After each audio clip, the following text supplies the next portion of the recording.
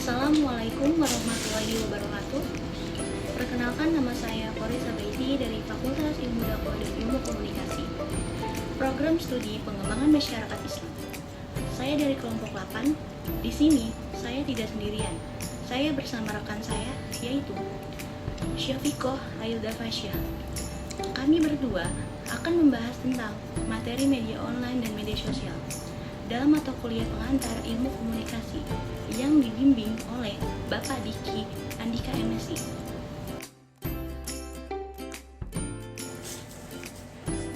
Di sini saya akan menjelaskan definisi media online.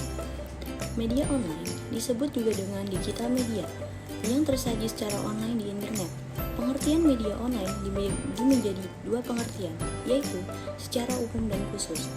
Pengertian media online secara umum yaitu segala jenis atau format media yang hanya bisa diakses melalui internet, berisikan teks, foto, video, dan suara.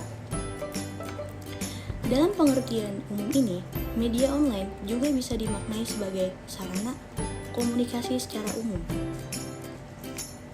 Pengertian media online secara khusus yaitu terkait dengan pengertian media dalam konteks komunikasi massa. Media adalah singkatan dari media komunikasi massa. Dalam bidang keilmuan komunikasi massa mempunyai karakteristik tertentu, seperti publisitas dan periodisitas. Berikut beberapa fungsi media online. Dalam praktiknya, media online umumnya mempunyai fungsi yang sama dengan media massa. Berikut beberapa fitur media online. 1. Fungsi informasi. 2. Fungsi sosialisasi. 3. Fungsi diskusi dan debat. 4. Fungsi pendidikan. 5. Fungsi memajukan budaya. 6. Fungsi hiburan. 7. Fungsi integrasi. Selanjutnya, ciri-ciri media online. 1. Kecepatan informasi ini adalah karakteristik media online yang paling mencolok dibandingkan dengan media konvensional. 2. Informasi dapat diupdate. Penyampaian informasi di media online dapat dilakukan secara real time dan terus-menerus. 3. Dapat berinteraksi dengan audiens. 4. Personalisasi. Pengguna sebuah media online dapat menentukan atau memilih informasi seperti apa yang dibutuhkan. 5. Kapasitas muatan dapat ditambah setiap media didukung oleh media penyimpanan data yang server komputer. 6. Terhubung dengan sumber lain pada media online, sebuah informasi yang disajikan dapat dikaitkan terhubung dengan sumber lain pada media online. Selanjutnya, jenis-jenis media online. Berikut adalah jenis-jenis media online. 1. Situs berita online. Contohnya, detik.com, kompas.com, dan liputan6.com.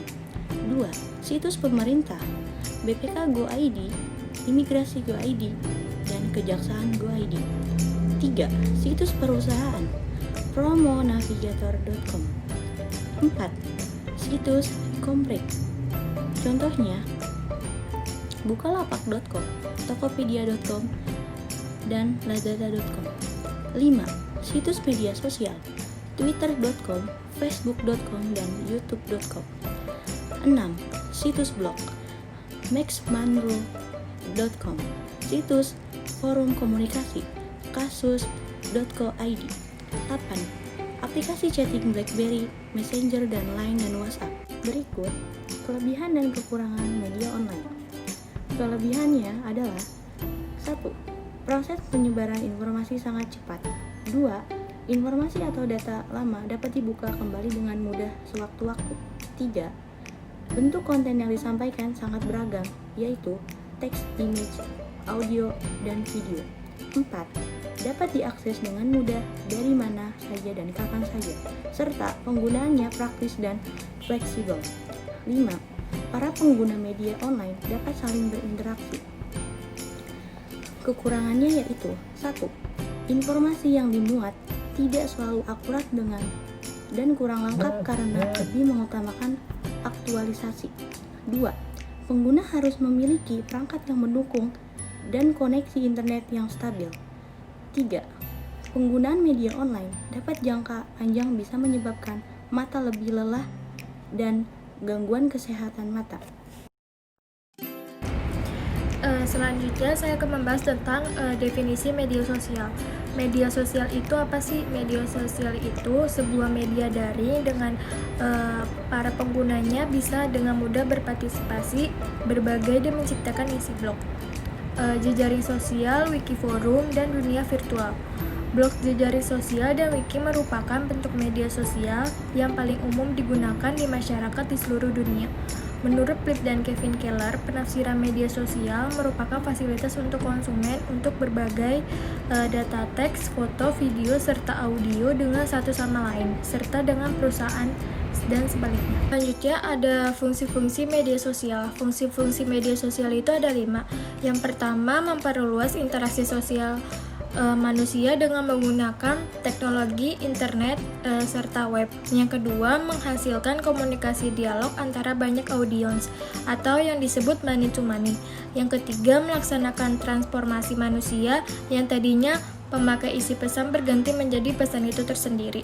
Yang keempat, membangun personal branding untuk para pengusaha ataupun tokoh masyarakat. Dan yang terakhir, sebagai media komunikasi antara pengusaha maupun tokoh masyarakat dengan para pengguna media sosial yang lainnya. Ciri-ciri media sosial. Apa sih ciri-ciri media sosial itu? Ciri-ciri media sosial itu ada 4. Yang pertama, pesan yang disampaikan tidak hanya untuk satu orang saja, namun bisa berbagai banyak orang. Contohnya pesan melalui SMS ataupun internet. Yang kedua, pesan yang disampaikan bebas tanpa harus melalui suatu gatekeeper.